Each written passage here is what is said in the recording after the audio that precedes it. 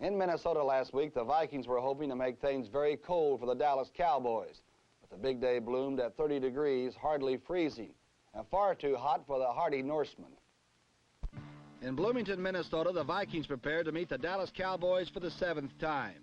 The Cowboys had been victors in the first 5 contests, but in the 6th in 1970, the Vikes bombed Dallas 54-13.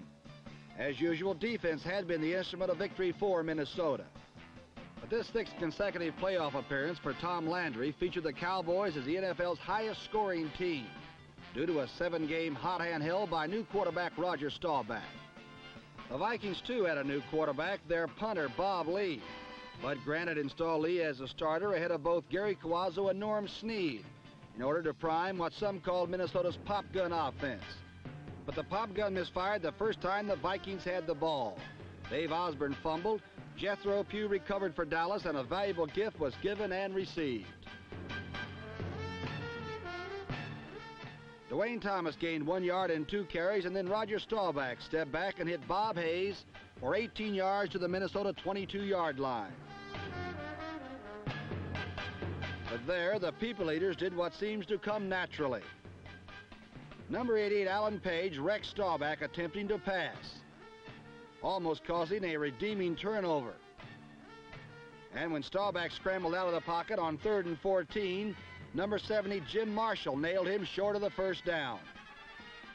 There had been preseason rumors that the mighty Marshall could no longer hold up his end for the Purple, but this season and this game were to be among his very best.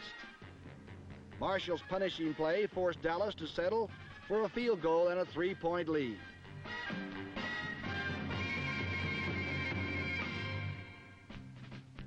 At the start of the second period, when the Vikings could not move out of their own territory, Bob Lee's punt occasioned the first disputed call of the game.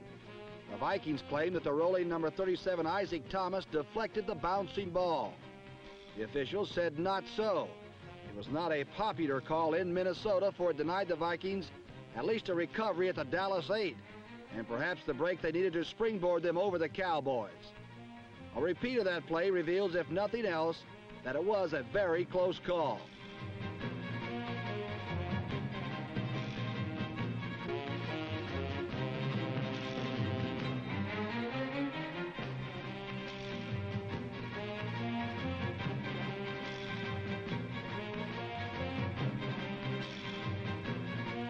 Minnesota's next possession produced the game's second dispute. On 3rd down, Lee passed to Jim Lindsey in the flat. Lindsey's advance would have sustained Minnesota's drive inside the Dallas 10.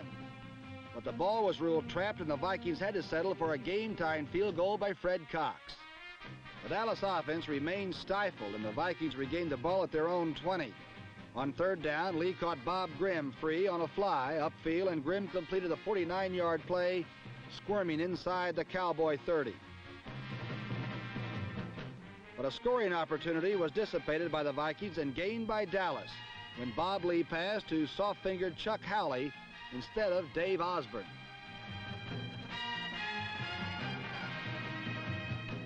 Number 54 Howley charged into field goal range. With barely a minute remaining in the half, Mike Clark drilled a 44-yarder, giving Dallas the advantage, thanks to Howley's big play, 6-3.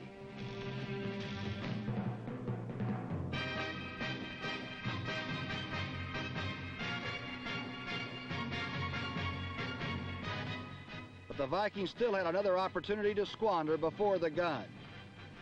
Number 26, Clint Jones, made a magnificent return to the ensuing kickoff.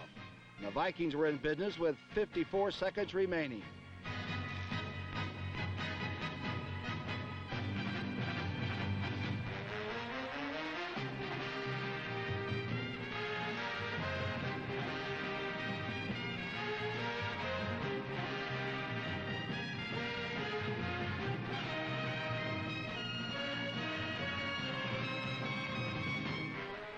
But a drop pass by Dave Osborne and a sweet play at the goal line by Cowboys' Mel Renfro left it again up to Fred Cox.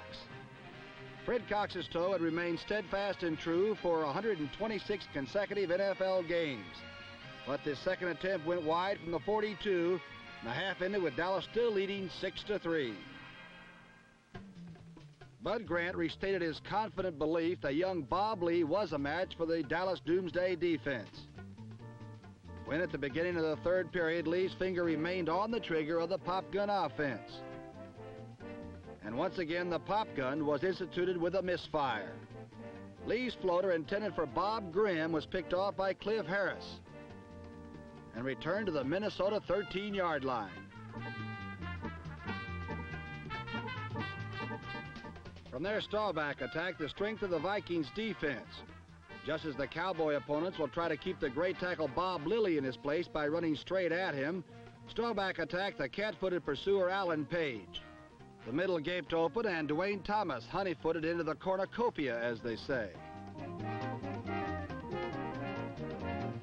A repeat serves to treat the eye to the grace of a great running back, number 33, Dwayne Thomas.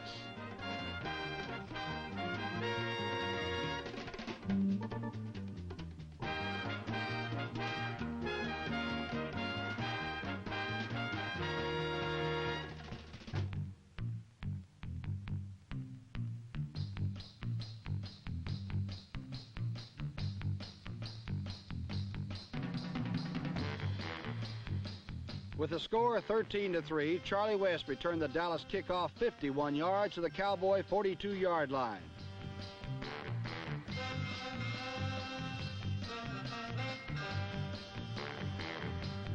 But 3 plays netted only 3 yards, and Fred Cox's 46-yard field goal try hit the crossbar and fell to the ground without impact.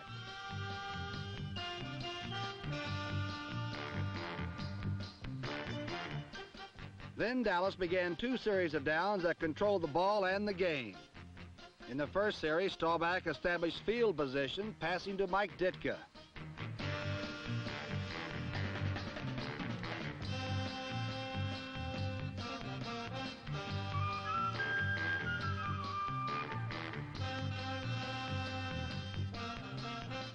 When subsequent plays failed, the Cowboys relinquished the football. But the Doomsday defense reclaimed it.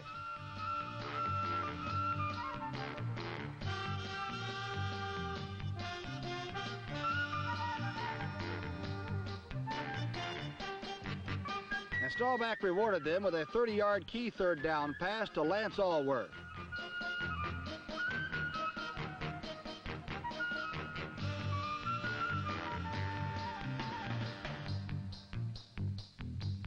Staubach continued the drive, hitting Hill for a 10-yard gain. Then he found Bob Hayes lonely in the end zone, and Dallas held a commanding 20-3 hammer over the Vikings. From that point on, with 13:22 elapsed in the third period, the Dallas offense did not gain a first down in the face of pro football's royal proud purple defense. Time and again, Dallas's superback Dwayne Thomas drove into the crush to no gain.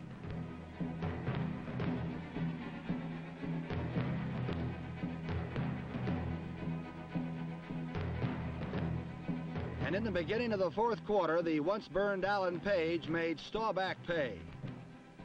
Bursting over his tormentors, Page bulldoged Staubach to earth in the end zone, scoring football's most humiliating points, a safety. It was small compensation for Page, his team trailing now 20-5, but it is fitting that he should be so highlighted, for this was perhaps Alan Page's greatest game in a string of unbelievable performances by the game's greatest defensive tackle.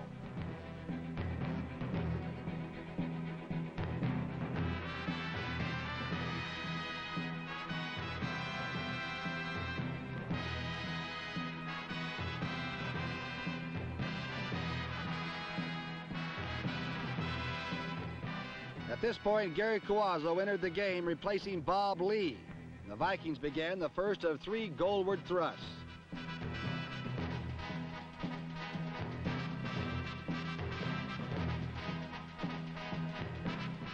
The first was stilled when Cuozzo's pass leaked through the hands of Bob Grimm and into the hands of the Cowboys' Leroy Jordan.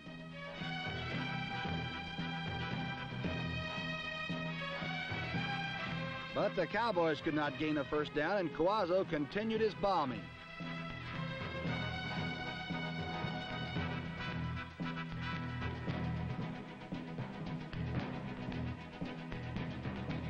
Returning to the short middle patterns where he had first found success, Cowboys hits to Voigt.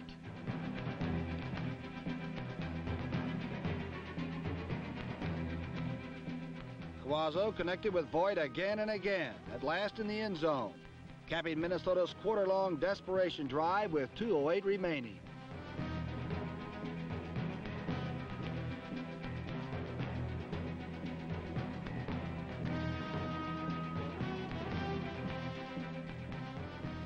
The Dallas offense could not exhaust the clock, and once again the Doomsday defense stood at bay. But Cowboys' last, most desperate pass was intercepted by Herb Adderley, and Dallas won this 7th and most important meeting between two superb teams, 20-13.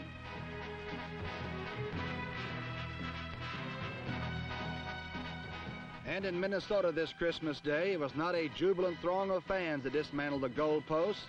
The job was done by workmen after a long pro season at Metropolitan Stadium.